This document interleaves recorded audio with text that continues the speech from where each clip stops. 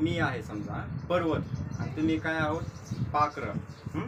तर मी तुमच्यावर प्रेम करतोय, मी पाखरं आहोत. तर ही गोष्ट आपली राहणार आहे.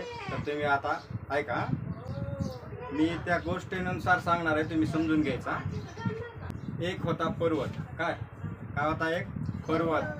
मी गोष्ट का सांगाले तुम्हाला शिकायला भेटावं. पर्वत म्हणजे शिक्षक माझ्यासारखा समजा. उदाहरण उघडोबानी खडकाळा.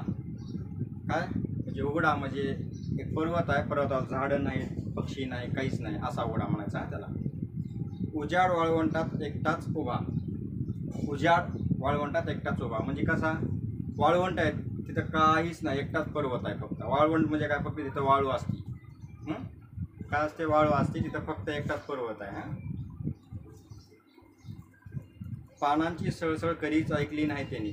पानांची सळसळ म्हणजे काय? पानं असे वाजते, तुम्ही पाहिलं असेल ना हवा आल्यावर, तर ते कधी ऐकलं नाही त्यांनी. किड्यांचा गुणगुण पक्ष्यांचं गाणं लांबच राहिलं. किडे पक्षी यांचा आवाज त्यानं कधी ऐकलाच नाही. या पर्वताला सूर्याची ऊब आणि वाऱ्याचा गारवा मिळायचा, पण कोणाचा स्पर्श मात्र कधीच मिळाला नाही. नाही म्हणायला फक्त पावसाचा आणि बर्फाचा स्पर्श अनुभवला होता त्यानं. म्हणजे तसं पर्वताला काय नेहमी दुःख आहे, तसं तुम्हाला बी नेहमी दुःख असू शकतं. तर ते दुःख काय होतंय? माणसाला कधी दुःख येतंय, कधी सुख येतंय. ते हळूहळू कधी सुख होतच असतं. त्याच्यामुळं दुःख पण असलं पण नाराज व्हायचं नाही, समाधानी राहायचे सगळे. तर काय झालं मग? ऊन ह्याच गोष्टी पर्वताला माहिती होतं. दुसरं पक्षी झाडं पांद्या काहीच नव्हत्या. बरोबर आहे का? तसं माणसाला पण फक्त दुःख असते ना, असं नाही. जीवन जगताना आपल्याला नेहमी सुख आणि दुःख असतं. याला आपण सोबत धरून चालायचं असतं. मग कधीही रात्रीच आभाळ स्वतःचं असलं तर दूरचे तारे सावकाश सरकत जाताना दिसायचे. म्हणजे आता हे तारे, आता दिवस रोज जात आहे आपला, सूर्य येते, चंद्र जाते, पण आपले चांदणे येतात जातात, तसं दररोज दिवस जायचे.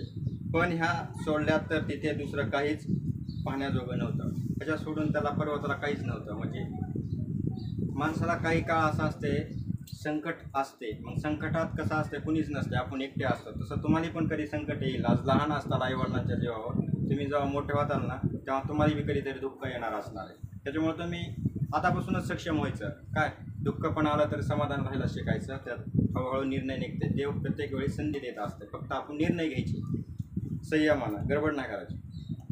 बरं, तुला इथं राहण्यास शक्य एक काय झालं माहिती का? एकटाच असायचा ना. मग अचानक काय झालं? मी एकटा होतो समजा. मग काय झालं? असे दिवस जायचे.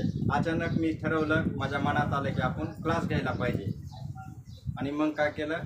तुम्ही सगळे आला पाखरं. मग मला आनंद वाटायला लागला. मी एकटा होतो, आनंदात राहायला लागलो आता तुमच्यासोबत राहून. काय म्हणजे काय झालं? पर्वत होता ना, पर्वत एकटाच होता, काहीच नव्हतं. त्यातला आता काय आले?